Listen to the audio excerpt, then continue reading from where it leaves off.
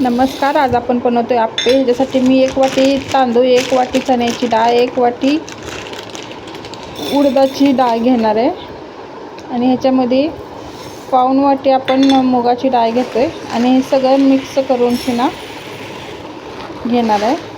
ह्याच्यामध्ये मी थोडंसं ही मुगाची डाळ घातली आहे, याच्यामध्ये मी थोडंसं हे टाकते, पोहे टाकणार आहे अर्धी वाटी।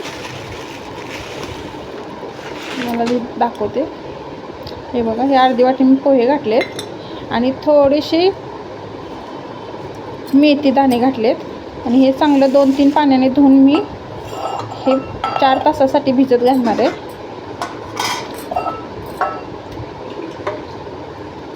ते 4-5 तास आपण ह्याच्यामध्ये पाणी ठेवून सुद्धा भिजत घालणार आहोत। हे मी 3-4 वेळा धुवून घेणार आहे चांगलं स्वच्छ। आता हे बघा, मी 2-3 वेळा धुवून घेतले, 3-4 वेळा। आता ह्याच्यामध्ये मी पाणी घालून हे 4-5 तासासाठी भिजत ठेवणार आहे। हे आपलं मिश्रण आता 4-5 तास भिजले। हे बघा, मी आता मिक्सरच्या भांड्यात असं बिना पाणी घालताच हे वाटून घेणार आहे। हे सगळं मी आता वाटून घेतले, एका भांड्यात काढून ठेवले। हे बघा, असं झाले। आता हे मी रात्रभर ह्याला भिजत ठेवणार आहे असंच, आणि उद्या सकाळी मी ह्याचे आप्पे बनवणार आहे। हे बघा, आपलं पीठ असं भिजलंय, एकदम जाळीदार असं भिजलंय। बघा कसं फुगून वर आलंय पूर्ण। हे बघा, असं पूर्ण बप्प्याचं पीठ फुललंय। आता आपण ना ह्याच्यामध्ये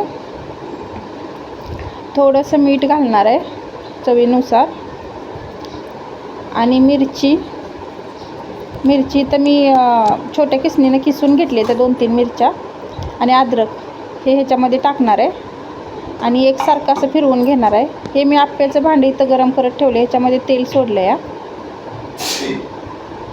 आणि ह्याच्यामध्ये आता हे आपले आप्पे आपण पळीनं ओतणार आहोत। हे बघा, असे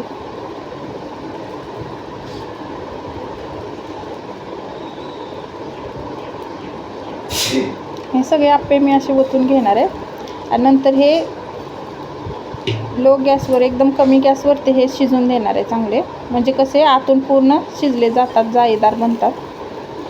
हे पूर्ण असे मी ओतून घेते। छोट्या चमच्याने जरी तुम्ही ओतले तरी चालेल, मी इथं पळीनंच ओतले।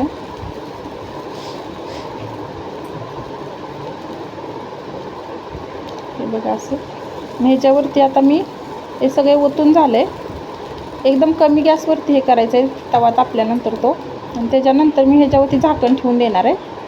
आता इथे बघा, आपले आप्पे सगळे तयार झालेत बनवून, आणि ह्याच्याबरोबर खोबऱ्याची चटणी मी बनवली आहे, त्याचे पण मी आता व्हिडिओ बनवते, तो मी तुम्हाला लगेच अपलोड करेन।